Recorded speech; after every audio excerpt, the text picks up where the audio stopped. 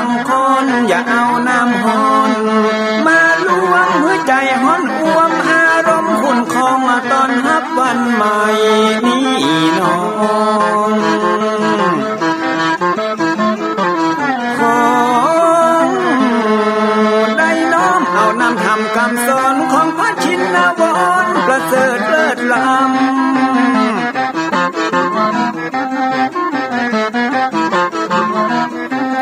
จุงจิตใจฮือออกจากธรรมบ่ฮือด่างดำโศกเศร้ามัวมองแสงแห่งธรรมะนั้นเป็นแสงทองส่องใจเรียวร้องถึงวันข้ามเจ้า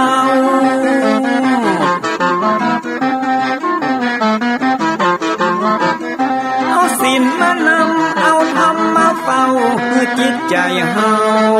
จุงเย็นฝ่าฟันทุกเห็นต่อไปหน้าจะบ่ไหววันแต่เนิ่นเชิญพี่น้องมาฟังรายการธรรมะเบิกบานตอน6 โมงเจ้า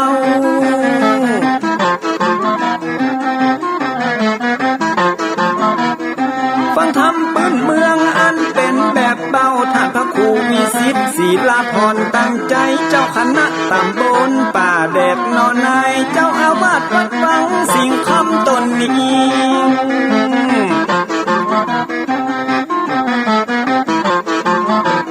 อนุรักษ์ของเก่าล้านนาก่อนกี่คือลูกหลานเฮาตีเกิดมาด้วยกันรักษาของดีเก่าเกลือได้อยู่คู่ถิ่นล้านนาฟังทำแล้วของแผ่วจิตใจเหมือนป่าอยู่ในนาทีนั้นน้ำ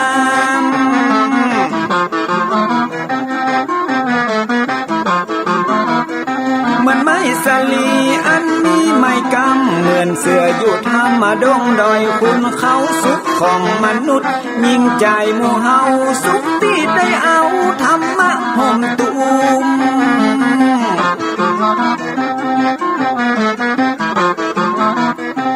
ใจคนใดมีธรรมห่อหุ้มใจคนนั้นจุมใจบ้านมันอยู่วิมานเวียงวังจันแก้วบ่มีในเต้าแล้วน้อง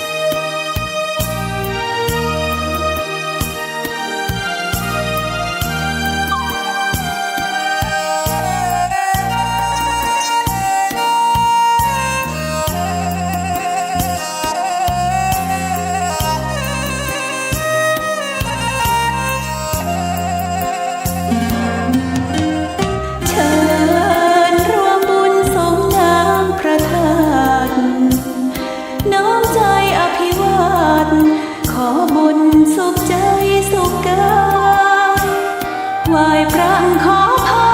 รองค์พระเจ้าทันใจหลวงพ่อประเสริฐเจริญพรอวยชัยให้ท่านสุขใจทั่วกัน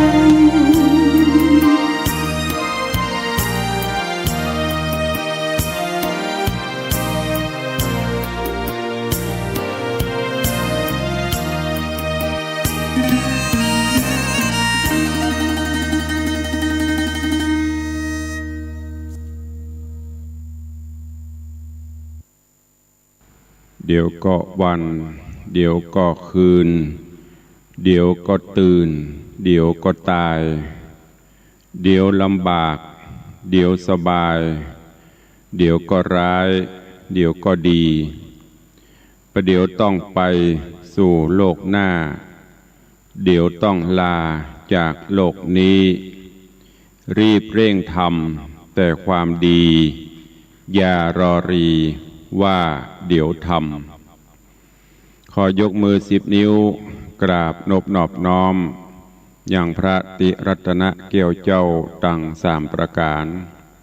อันมีพระพุทธพระธรรมพระสงฆ์อันเป็นสรณะที่เปิ่งตีเคารพนับถืออันสูงสุดในชีวิตขอกราบคารวะแตบไตไวสาปุญญาปารมีธรรมพระมหาเถรานุเถระภิกขุสังฆสามเณรเจ้าจุตนจุองค์อันหมายมีพระเดชพระคุณหลวงปู่พระพรหมมงคลที่ปรึกษาเจ้าคณะภาค7เจ้าอาวาสวัดพระบรมธาตุเจ้าสีจอมตองพระเดชพระคุณหลวงป่อท่านเจ้าคุณพระเทพโกศลที่ปรึกษาเจ้าคณะภาค7เจ้าอาวาสวัดศรีโสดาพระอารามหลวงพระเดชพระคุณหลวงป่อท่านเจ้าคุณเจ้าคณะภาค6จังหวัดเชียงรายพระเดชพระคุณหลวงป่อท่านเจ้าคุณพระธรรมเสนาบดีรองเจ้าคณะภาค7เจ้าอาวาสวัดพระบรมธาตุเจ้าดอยสุเทพพระเดชพระคุณหลวงป่อท่านเจ้าคุณพระเทพปริยัติเจ้าคณะจังหวัดเชียงใหม่เจ้าอาวาสวัด7 ยอดพระอารามหลวงอำเภอเมืองเชียงใหม่พระเดชพระคุณหลวงป่อท่านเจ้าคุณพระเทพรัตนนายกท่านเจ้าคณะจังหวัดลำพูนเจ้าอาวาสวัดพระธาตุเจ้าหริพุนชัยจังหวัดลำพูนพระเดชพระคุณหลวงป่อท่านเจ้าคุณพระราชรัชมุนีเจ้าคณะอำเภอเมืองเชียงใหม่เจ้าอาวาสวัดสวนดอกพระอารามหลวงอำเภอเมืองเชียงใหม่พระมหาเถรานุเถระครูบาสังฆเจ้าภิกขุสงฆ์สามเณรจุตนจุองค์ด้วยความเคารพเจริญสุขสวัสดียามเจ้าบรรดาปออกไม่ออกศรัทธานาบุญสันนิบาตตันเข้าจุหนุ่มเท่าใจหญิงขอน้อมต้อนรับทุกท่านเข้าสู่รายการมรดกธรรมกับเมืองต่างสถานีวิทยุกระจายเสียงพระพุทธศาสนาแห่งชาติและสังคมคลื่นเพื่อการศึกษาพระพุทธศาสนาและวัฒนธรรมส่งสัญญาณออกอากาศต่างสถานีวิทยุวัดฝ่ายหินตำบลสุเทพอำเภอเมืองเชียงใหม่จังหวัดเชียงใหม่ในระบบคลื่นความถี่ FM 104.50 เมกะเฮิรตซ์สถานีวิทยุพระพุทธศาสนาวัดหนองกายตำบลสันปะยางอำเภอแม่แตงจังหวัดเชียงใหม่ส่งสัญญาณออกอากาศในระบบคลื่นความถี่ FM 99.75 102.0 และ 89.25 เมกะเฮิรตซ์สถานีวิทยุพระพุทธศาสนาจังหวัดเชียงรายส่งสัญญาณออกอากาศตีดอยม่อนจำปีวัดพระแก้วจังหวัดเชียงรายในระบบคลื่นความถี่ FM 99.50 เมกะเฮิรตซ์และวิทยุชุมชนเสียงตามสายหอกระจายข่าวตามวัดตามวาตามหมู่บ้านต่างๆ ตีต่างท่านเจ้าอาวาสต่างผู้ใหญ่บ้านกำนันปอแก่ปอแควนได้เปิดออกลำโพงห่อกระจายข่าวเสียงต่ำสายคือบรรดาญาติโยมศรัทธาได้รับฟังเสียงธรรมะในยามเจ้าพร้อมกันนี้เจริญปอนปอออกไม่ออกตีติดตามรับฟังกันตั้งวิทยุออนไลน์ซึ่งได้ลิงก์ออกไปไผที่มีโทรศัพท์มีอย่างก็สามารถเปิดรับฟังได้เข้าไปที่วัดฝ่ายหินก็จะมีสัญญาณลิงก์วิทยุออนไลน์ทางโทรศัพท์ก็ฟังได้หรือทางเว็บไซต์ของวัดวังสิงห์คำก็เข้าไปติดตามรับฟังกันได้เนอะขอขอบพระคุณทุกท่านที่ติดตามรับฟังรายการมาโดยตลอดทุกรายการทุกสถานีที่ได้จัดรายการและกราบขอบพระคุณครูบาอาจารย์ที่ได้ติชมได้รับฟังว่าจะเป็นครูบาสังฆมหาเถระเจ้ากับฟังที่กล่าวกับผมได้นำมาเทศน์ตลอดจนพระสงฆ์องค์เนนก็หลายวัดหลายวาหลายรูปหลายองค์ที่ติดตามรับฟังการเทศน์แบบปืนบ้านล้านนา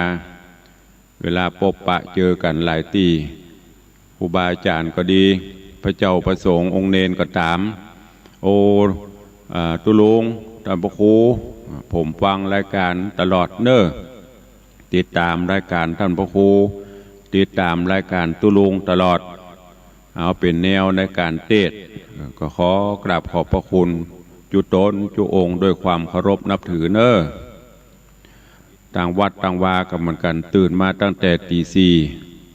ทำภารกิจส่วนตัว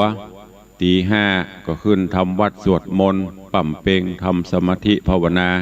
ก็มาเทศนาหมุนเวียนกันไปก็เดี๋ยวก็ค่ำละภารกิจต่างๆเกือบจะไม่ได้ทำกันเต็มที่ในส่วนพี่น้องเจ้าบ้านก็เหมือนกันภารกิจก็ตื่นเจ้าก็ทำกิจวัตรส่วนตัวของภัยของมันไหว้พระสวดมนต์แล้วก็เตรียมตัวจะไปทำการทำงานกัน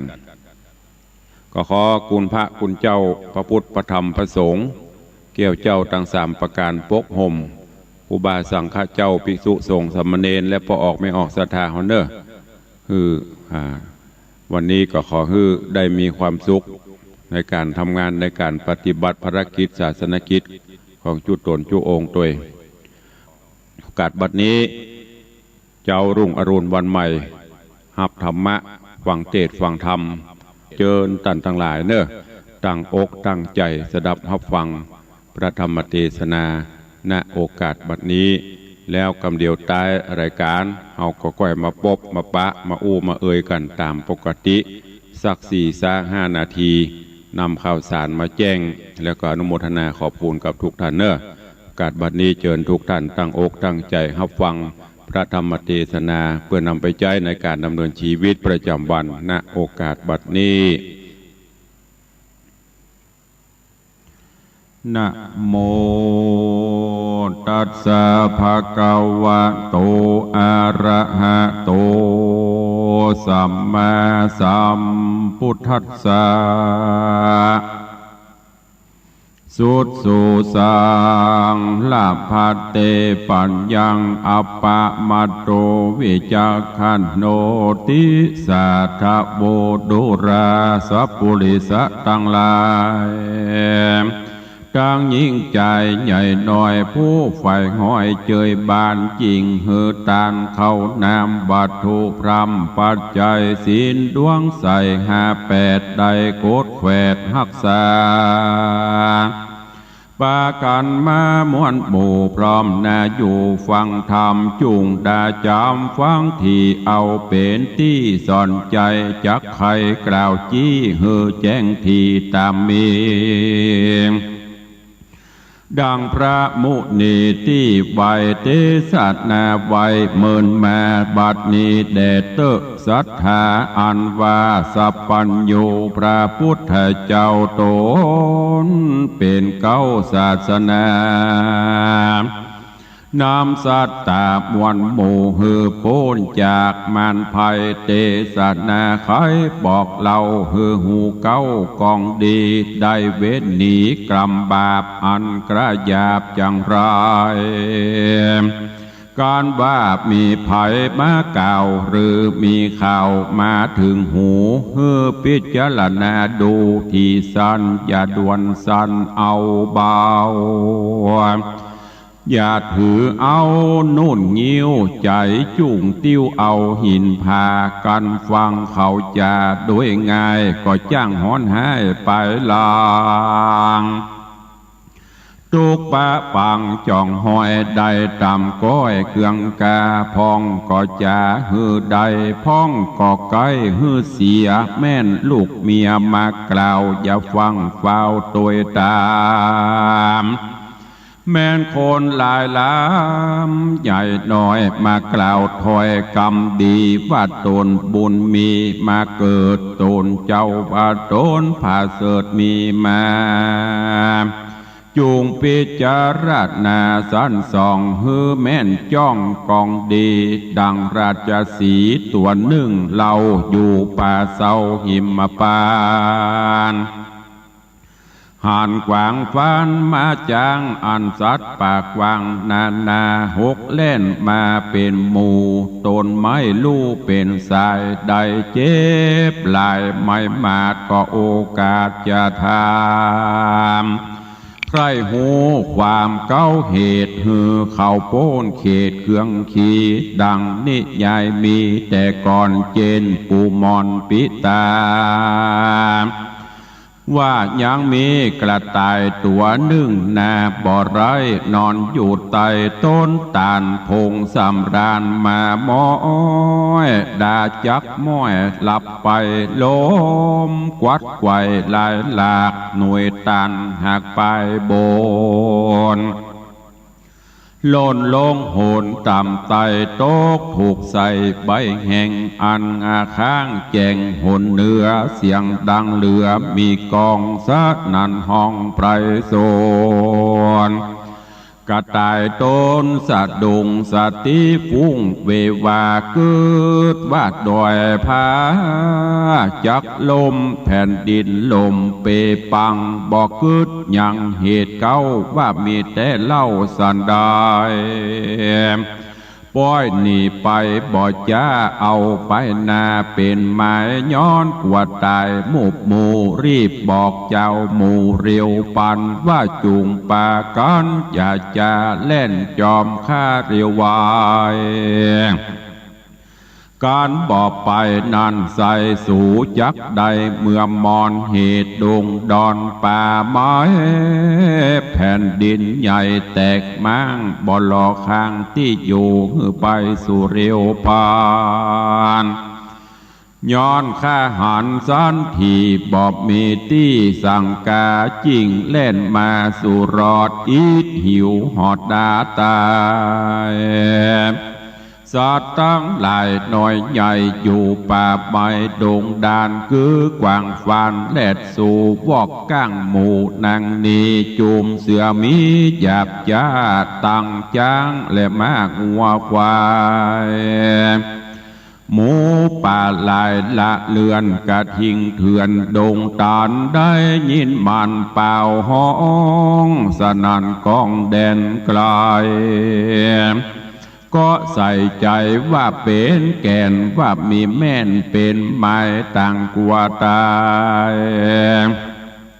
จุผู้เล่นสะสู่สะสนกระต่ายตนหยาบจ้าเล่นก่อนแนะนำต่างลัดดงขวางห้อมห่วยเฮวลิงจ้วยผาจานไม้โดงตานน้อยใหญ่หักล้มไขว้เปปังมีเสียงดังกระคลื่นดังจากฟื้นโดงรีตีนานราชสีอาจกลาเอวสอดลาดดงดานหันกวางฟันแรดจ้างวอกวีกังนางนี ตั้งเสือมีลิงเมนโหกวิ่งเต้นตามกันเสียงเนืองนั้นมีกองสัดนันห้องโดงรามก็จะถามใครหูว่าสู่ม้วนหมู่ตั้งหลายเล่นผ่านภายสะเศร้าจักไปสู่ดาวแดนใดหรือมีภัยน้อยใหญ่เดือดร้อนไม่สั่งจะจุงใครจะบอกเล่าถึงเหตุเก้าตามมีสัตว์ดงรีม้วนหมู่ตั้งกล่าวอูไข่ปานว่ากระต่ายมันตัวนี้ได้กล่าวจี้ไข่กำว่าดงดำป่าไม้ดงด้อยใหญ่ผาหินพื้นแผ่นดินใหญ่กว้างจักแตกมั่งขจายการสู่ตั้งหลายเนิ่นจะเตี้ยงความหน้ามรณากระต่ายจะบอกกล่าวก็ฟังเฝ้าภายพันแล่นตัวมันบ่จ้าเหนียวกลัวความนาตายหนีราชสีอาจกล้าบ่ได้จ้าจะทามว่าดูรากระต่ายโดงรามตัวปูมึงได้หูและหันวาดในโดงตันใหญ่กว้างแผ่นดินลมแมงในจายิ่งใครจะกล่าวอูบอกเจ้าหมู่ตั้งหลายกูนี้หมายใครพอฮือแจ้งต่อกับตาจุงไกลกลาปอกเต้าไปที่เก่าบัดเดียวกระต่ายดงเขียวหยาบจาก็กล่าวว่ากำไปคาดแด่เจ้าดงไพรตัวอาจคาบ่มรณาเป็นทีย้อนเฝ้าหนีกลาพรากยิงโป้นจากต่างตายข้าบ่หมายคืนสู่ยังที่อยู่เดิมตีราชสีเถื่อนท่องก็ส่งเสียงห้องเร็วปันคมขนาบมันบ่จ้าว่ากูจักฆ่ามึงตายมึงอย่าหมายเล่นหลีไปอยู่ที่แดนใดกระต่ายดงไพรนั่นใส่กันราชสีใหญ่คมขนาบสันทะทาบยินกลัวก็ก้มหัวหมอบอยู่บ่อจังกล่าวอูไข่กำแล้วเฝ้านำไปนาป่าเจ้าป่าราชสีตั้งสัตว์ดงรีน้อยใหญ่หมื่นตัวได้เป็นตรารีบไกลกลาไปสู่ยังที่อยู่ต้นตาลกระต่ายดงดานนานเล่าก็บอกเล่าตามมี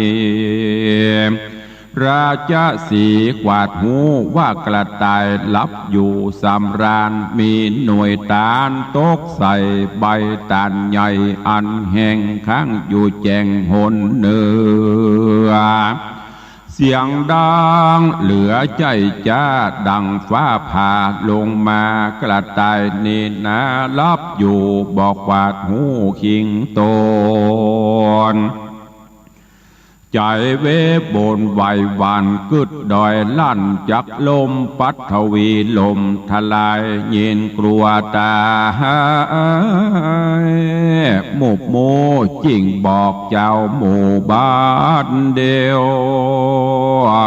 ต่างรีเปรียวเล่นกว่าลัดดันป่าดงนาเหตุสัตว์นานาหน่อยใหญ่บ่อพิจารณาไข้หันใส่ต่างใส่ใจแน่มันว่าเหตุนั้นมีมาดังมันจะกล่าวอูจริงแลนสะสู่สะโซนโกละคนอันใหญ่เกิดขึ้นไข้ลวงลายพ้องบำบายโมยมังบ่หลอกข้างลำบากแข้งขาหากอุดการเดียวย่างหันเสสาม ตุกปักคำจ่องหอยได้ตามก้อยเครื่องขี่ราชสีเจ้าป่าหูแจงกว่าจุอันก็ให้ปันบอกเล่าฮือสัตว์ป่าเศร้าดงเรียมได้รีบหนีขึ้นสู่ในที่อยู่ภัยมันก็มิหันและนามูลลาสถามวนหมู่อันพร้อมอยู่ฟังธรรมได้ดาจำติดต่อบอกขาดคอบทใดกรรมจากใครสอนกล่าวว่ากันมีข่าวมารอดหูฮือขนิงดูสานที่ฮือแมนตี้กองทำได้ยินกรรมกล่าวอูแม่นลิงลูดตัวลมการบ่สมมักไฟป่าเอาไม่เครื่องชีล้างเตื้อมีคนบาปใจกล้าหยาบปลาเอาคำขามาล่อคือแว่นเกี่ยวก้อเจียงคานซอยสังวานกล้ามากที่เต้หากของเก๋มีเหลี่ยมเล่บอดไรสั่งเก็บไว้บ่อสั่งเก็บได้บ่อจะตัดสองหน้าเรารามีมาจาลายแหล่สั่งกล่าวแก่กรรมดีว่าคำขามีก้าใหญ่เฮานิสัยต่างสองเก็บได้ของกามากสองเฮาหากเสมอกันกวนจักป่านบิดแบ่งฮือถูกแห่งกองธรรมขอเอาคำนี้เล่าไว้กับเจ้าสันเดียวข้าจักเรียวคืนสู่ยังที่อยู่เกหามย้อนบูตาอย่างน้อยพงอ่อนอ้อยเยาว์วัยหรือแสงจากไข่นันนี้อย่ากล่าวจีจากล่าวจีนาคือเราราไฟเอือได้ลงเชื่อตัวตามยังจากำงามกล่าวถอยอันว่าใส่ซอยทำมาโรงเครื่องประดับองค์นี้ใส่ขอเงินไว้ปั่นค่าเกิงนึ่งก้าคำขากันเราราเชื่อง่ายจกเงินใจมันไปได้คำใส่นานแล้วเตียย่อมเปล่าสูญโยเป็นตัวโคบ่อน้อยไหลหลังถอยตัวจอมได้คำปอมนั่นใส่ป่าหือได้มองผ่านแถมประการหนึ่งเล่าหูกึดเล่าขนิงหมายว่าการยิ่งใจใหญ่หน่อยมากล่าวถอยจะใครจักจวนไปนั่นดีทำงานที่สบายเงินหลายจักได้วานเกิดไข่ไปยาวแม่นด่วนเปล่าหาดเฮารีบฟังเฝ้าตัวไปจากทุกใจเมื่อซอยได้ตามก้อยทาโรนกวนพอโตตัวเก่าว่าเฮานี่เล่าสันได้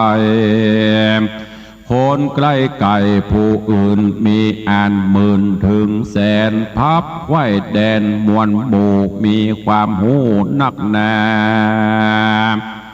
รูปโสภางามอาจสั่งบอกโอกาสเอาไปเป็นสันใดนั่นใส่มาใครใดตนเฮาข้านิ่งเอาดังนี้เอาเป็นที่พิจารณาเฮือเมินตาพ่อกวางกุดอาจอ่างไปยาวสืบสานสาวทวนที่ฮือแมนตี้ตามกองพองก็ปองฮือใดพองก็ใกล้ฮือเสียแม่นหันเหตุหลิงโลเชื่อกรรมอูตามลมกันบ่สมดังแองได้วิตว่างเครื่องขีจุมคนดีมีมากคนให้หากมีลายตั้งยิ่งใจหนุ่มเทาดังปราดเจ้าอติตา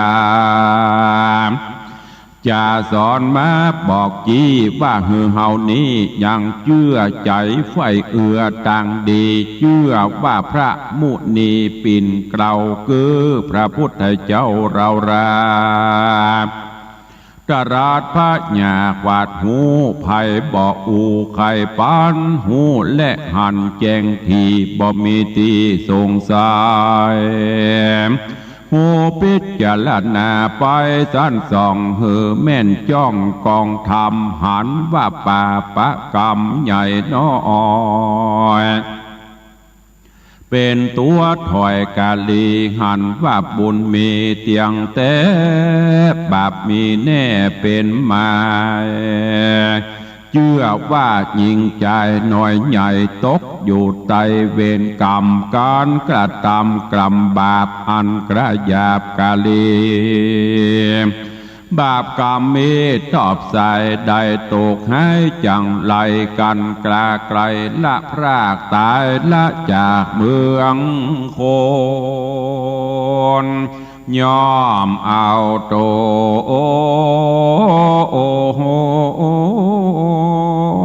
ตกทอดลงสู่รอดอเวจีการกระทำดีนั้นใส่สร้างบุญไว้บอกขาดบ่ประมาทลาสาบุญจักป่าส่งอยู่เฮือได้อยู่เจยบานย่อ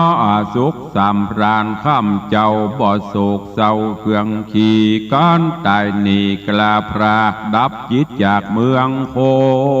นย่อมเอาตนไปเกิดจานฟ้าเลิศเมืองสวรรค์บ่อยาจะเลนามูลลาดศรัทธามวลหมู่ตีพร้อมน่าอยู่ฟังธรรมฟังแล้วจำจดชื่ออย่าได้เหือหายนี้ดังบาลีแต่ไทยอันตังไว้ว่าสุดสู่สังละพเตปัญญังอัปปมัตตังวิจักขโนดังนี้ใครกล่าวจี้เป็นไตว่าปุกละพูดใดก็แล้วใจผ่องแผ้วยินดีฟังเมธีปราชเจ้าอันบอกเล่าไขกามโดยใจคบยำบอกขาดบ่ประมาทลาสาหูพิจารณาสันทีฮือแมนที่กองดีพญามีผาเสดเตียนย่อมเกิดมีมาได้น้ำป่าปนจากต่างทุกยากมันพายแม่นคนไกลกะแม่นคนใกล้ไก่ใหญ่น้อยมากล่าวถอยไข่กำจูงจะจักจูงนำนันนี้ควรคืดที่พิจารณาอย่านำนาลิงโลตามกำอูคนลายจ้างป่าวายเมื่อซอยได้ตามก้อยมองผ่านดังนิทานบอกเล่าว่าสัตว์ป่าเศร้าดงนาฟังกระต่ายจะเอิ้นเป่าก็ฟังเฝ้าตัวไปบอกขนิ่งในกึดสอดพ้องมวยมอดมรณาพ้องแข้งขาหักลากได้ลำบากเครื่องคิดดังราชสีตัวอาจหูกึดกวาดหันสายเฮือสัตว์ดงไพรใหญ่น้อยกลากลาดกร้อยต่างวัยคือโป้นต่างตายจุภูเฮือได้อยู่สวัสดีนั่นแหละนะเนติตังขีญาสังวันนาวิเศษจะห้องเหตุธรรมเทศคำสอนเรื่องอย่าถือนุ่นงิ้วฮือติ้วหินผาก็บังโกมสมฤเอสเดชก็ได้รับฟังกันจบลงไปแถมตอนหนึ่งแถมเรื่องหนึ่งในเรื่องของพระธรรมเทศนาที่เจ้าวันนี้ก็ได้นำมาฝากฝังเป็นธรรมะปัณณการคือกับพอออกไม่ออกศรัทธาในเรื่องของการอยู่ในโลกเหล่านี้ ขอให้เป็นผู้ที่มีความหนักแน่นจะไปเป็นคนหูเบาจะไปเป็นคนเจือง่ายลำไปอย่างได้ทำเพิ่นว่าจะไปถือหนุนงิ้วคือติ้วหินผาก็คือเวลาได้รับข่าวสารได้รับกรรมอย่างต่างๆนานามาก็ขอให้ใจความคิดพิจารณาจะไปฮือเข้าทางหูถูออกทางปากโวยลำไปฮือคิดฮือพิจารณาแยกแยะแล้วก็ตรวจสอบพิสูจน์ก่อนในความแน่นอนความเป็นจริงแล้วก็ก่อยเชื่อยิ่งปัจจุบันนี้ญาติโยมทั้งหลายสื่อต่างๆที่มันล่อหูล่อตาล่อกิเลสตัณหาก็นักอย่างติตกเป็นข่าวเป็นข่าวเปิ่นเอาคำเอาอย่างมาตกส่องหน้าส่องตาแล้วก็อูจาทะลิปอบโลนต่างๆบางท่านบางคนก็เกิดกิเลสตัณหาเปิ่นถามเอาคำปลอมคำอย่างบุแลกถอดเอาของจริงในตนในตัวไปฮื้อเปิ่นก็เพราะ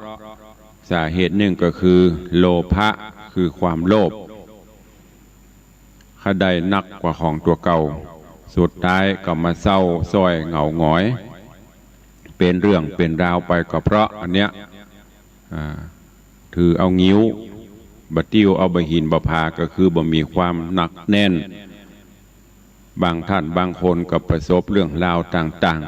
ๆและที่สำคัญข่าวลือข่าวสารอันต่างๆที่ระบาดกันนักในปัจจุบันนี้ยิ่งในยุคของการสื่อสารไร้พรมแดนอย่างที่ตุลุงได้บอกอย่างที่ครูบาอาจารย์เปิ้นได้ชี้แนะทราบข่าวอย่างมาหน่อยยิ่งในสมัยโทรศัพท์นี่บ่อ่านบ่นักแน่นบ่วิเคราะห์บ่พิจารณากลัวเปื้อนบ่หูกลัวคนอื่นบ่หันบ่หูตันกดส่งกดอย่างกันไป จำเตืออย่างข่าวพอเมินเปิ้นพอปีไหนมีเบาเปิ้นเอามาล่อหน่อยก็กดแชร์กดส่งกดไล่กันไปมันเว้ยบะเดียวจะกดอย่าเอาแม่มือหัวแม่มือจิ้มลงไปต้องคิดก่อนเนอะดีบดีก็จะเป็นโทษกับตัวกับตนแถมไปโดนข้อหาหมิ่นประมาทดูแควนเปิ้นไปโดนข้อหากฎหมายคอมพิวเตอร์อย่างมูนี่ซึ่งบางท่านก็หูเท่าบ่ถึงการบางท่านก็หูแต่ก็ทำเนี่ยก็เพราะเชื่อง่ายเหมือนอย่างกระต่ายตื่นตูมตะเกีย ในธรรมนะกิ่งบะเป้าตกเศร้า มันรับอยู่เนาะบะกองตกเศร้าตกซ่อมบ่พอแล้วว่ามันเป็นไอ้หยังไอ้หยังตกไผยี่หยังที่ไหนตรวจสอบดีๆก่อนก็บอกเนี่ยพลาดพเด็ดลุกล่นไปปะเปิ้นหมูละจะหมูไอ้หยังสัตว์ป่ากวางละมั่งฟันอย่างต่างๆนกหนูต่างๆก็บอกสู่เขาเข้าใจเนอะปุ้นแผ่นดินลมแผ่นดินสไลด์พวกไล่หลังบลมนี้เนอะหนีบหนีตายเนอะอันหมู่นั้นก็ปดโทษตัวลมแต่หูแต่บหูจนมีราชสีห์มาสั่งฮือมึงโล่นอย่างมันนี้กระต่ายก็บอกฮือปุ้นท่านเจ้าป่าเจ้าเขาประเด็นนี้นะแผ่นดินมันถล่มพวกดินหยุดดินปังไม่ใช่เหมือนเมืองน่านไม่ใช่เหมือนตั้งเชียงรายเนอะอันนี้มันถล่มทลายปุ้นขันหนีตายมันนี่บอกเขาก็ล่นมันเนี้ยราชสีห์แต่กาแต่กาท่านเจ้าอันปลากูไปพอปตกกระต่ายกระตุกวดตายสันยงมันไปบ่ได้นะเดี๋ยวจะตายนะไปมันจะไปกับบ่ไปพอคือมันหูมันหันแน่แจ้งแหก่อนโยนไปถึงที่แต่สุดท้ายเป็นว่าการบะเป้าการต่านตกลงมาบ่ได้อันเนี้ยญาติโยมทั้งหลายก่อนที่เราจะว่าอย่างฮื้อไผได้ยินกรรมอย่างมาก็จ้างบ่ต้องไปโซนเรื่องของเปิ้น โซนตัวเก่าเฮานี่อัตตาตัวตนของเฮานี่เป็นจะได้ทำดีละกาสร้างความดีไว้นักก่อบางเตื้อความดีของเฮามีสักนิ้วเปิ้นสร้างความดีจัดนักความชั่วอาจจะมีสักน้อยความบดีมีสักน้อยก็เอานั่นน่ะมาตลบมาเล่าว่าเขาเปิ้นอันเนี้ยมันเป็นสุดท้ายมาความเสียหายมันเกิดคนที่ฟังกับฟังแล้วก็เอาไปใส่นมเห็นหน่อยใส่ไข่เห็นหน่อยใส่ซอสใส่น้ำปลาเข้าไปแหมปรุงแต่งจากเรื่องน้อยเป็นเรื่องใหญ่สังคมเฮาเลยอยู่ยากปัจจุบันนี้ไอ้ที่ดีๆเปเลอะบ่พอแม้แต่ข่าวสารก็เหมือนกันญาติโยมทั้งหลายลองพอเตอะข่าวดีๆกิจกรรมดีๆที่ผู้อื่นเปิ้นทำบ่มีอย่างที่เขาว่าน่ะข่าวหายลงฟรีข่าวดีเสี่ยงสตางค์แต่เฮาเนี่ยการเนี่ยงานดีๆเจิญมาเปิ้นก็ตึ้มมาแต่ถ้าอันข่าวบดีนี่ปดโทมันเหมือนแมงงูหัวเขียวอ่ะหมู่เฮาก็ลุ่มเข้าไปตัวซ้ำเติมเปิ้นเข้าไปตัวก็มีหลายท่านที่เป็นนักข่าวนักอ่านข่าวหน้าจอทีวีน่ะไอ้เมื่อตัวอ่านข่าวนี่ใส่ไข่ใส่นมใส่แป้งใส่สปะพอดีตัวเก่าโดนเข้าไปแล้วจะหูสึกนะท่านทั้งหลายก็เช่นเดียวกันเพราะฉะนั้นขอฝากไว้คิดพิจารณาก่อนที่จะถูออกปากออกไปกรรมออกไปแล้วบางเตื้อมันก็แสลงหูบางเตื้อมันก็สร้างความเดือดร้อนก็ขอฮื้อนักแน่นไว้เอาใบหินห้อยคอไว้เอาบะพาห้อยหูไว้พ่องเจาะหูแล้วใส่จี้หูก็คือมันนักเนี่ยคนเท่าบกรเพิ่นใส่จี้หูนะเพิ่นคือทวงหูเป็นปริศนาคือนักแน่นจะไปเชื่อง่ายคิดพิจารณาเอาอย่างพุทธเจ้าเพิ่นคือหลักพิจารณาตามหลักกลามสูตรนะจะเชื่ออย่างก็ตามจะไปหันว่าคนคนนี้เป็นครูบาอาจารย์ของเฮาเราเนี่ยเป็นต้นจะไปหันว่าคนคนนี้เป็นที่เคารพนับถือต้องหูต้องพิสูจน์โดยตัวเองแม้แต่หลักธรรมคำสอนของพระพุทธเจ้าตุเจ้าอมเตศครูบาอาจารย์เอามาอู้เฮาก็ต้องคิดพิจารณาแยกแยะก่อนว่าแต่บัดแต่อันนี้ฝากไว้กับญาติโยมเฮาท่านทั้งหลายในสังคมปัจจุบันนี้น่าห่วงคนเฮาไปถือเอากระงิ้วถือเอากระนุ่นความเบาบ่มีความหนักแน่นเชื่อง่ายและสุดท้ายก็เสียใจยิ่งอย่างที่ประวัติอย่างที่บอกจะตกทองตกอย่างน่ะแม้แต่ตู้เจ้ายังโดนนะตู้ลุงเจ้ากระถินเจ้าพระป่ามาฮื้อเนอะโอ้มันแต่งตัวมันน่าเอาหรอก ภูมิฐานอย่านั่งรถเบนซ์รถเก่งมาหรอกแต่งตัวใส่สูทติ้วกระเป๋าเฮปโต้อูดีเนี่ยท่านบรรนักแน่นแต่นะสุดท้ายเชื่อเปิ้นก็โดนอย่างที่หลายๆรูปหลายองค์ครูบาอาจารย์ที่โดนนั่นน่ะอันขอกล้าใจสักน้อยเนาะเดี๋ยวจะไปติดต่อเจ้านายจะไปพิมพ์นั่นพิมพ์นี้ขอ5 ปันนี่เถอะมาถ้านักมาถ้าเป็นแสนนะขอ5 ปันถ้าวัดไหนคือ10 วัดก็50,000ละถ้าได้แต่ก็ดีแต่สุดท้ายมันกินกันง่ายๆแล้วก็ทำนำปลาฮื้อวัดอื่นเดือดร้อนทำฮื้อผู้อื่นเดือดร้อนผลสุดท้ายมันตามมาเดือดร้อนกันหมดคนก็เลยไม่ค่อยไว้ใจกันไปละอันนี้ขอฝากไว้เนอกับอีพ่ออีแม่กับลูกหลานเยาวชนคนดีที่ฟังรายการอยู่จะไปเชื่ออย่างล้ำไปง่ายเกินไปคิดพิจารณาให้ดีๆยิ่งเฉพาะให้มาเนื่องอย่างที่เพิ่นบอกตะเกียประกอบนี่มันมีประเดี๋ยวนี้ก็มีแต่มันเปลี่ยนรูปแบบอะไรจุไปหลอกลวงไปขายตัวขายหยัง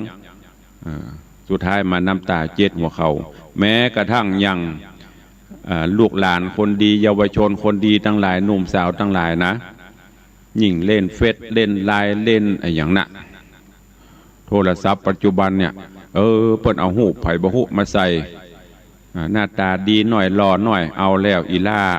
บะกินข้าวบะกินน้ำเป็นคำคืดเป็นครั้งเป็นใครนัดปบนัดปะกันไปสุดท้ายก็เสียตัวโอ้กับมันเป็นกู้เป็นกิมกับอีล่าบาล่าเหยบ่ต้องเดือดร้อน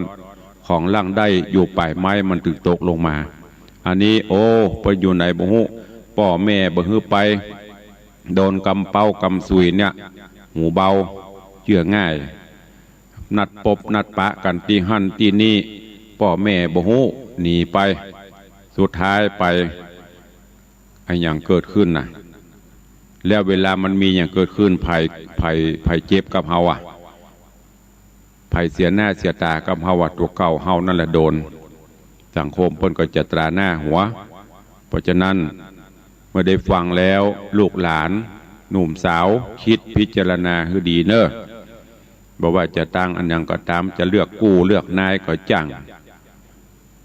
ขอให้เอาตัวอย่างพ่อแม่เฮานั่นนะครูบาอาจารย์เป็นตัวอย่างที่ดีและที่สำคัญเอาน้ำธรรมคำสอนข่าวสารที่เฮาฟังคิดพิจารณาแยกแยะเอาจะไปฟังแบบผ่านๆจะไปเข้าหูซ้ายทะลุหูขวาฟังน้ำฟังธรรมก็เหมือนกันเก็บแกะก้อนไกเอาอันไหนที่มันเป็นประโยชน์จะนะเป็นประโยชน์ก็เอาไปใจสังคมเฮาปัจจุบันเนี่ยยิ่งต้องการธรรมะยิ่งต้องการสิ่งที่ความจริง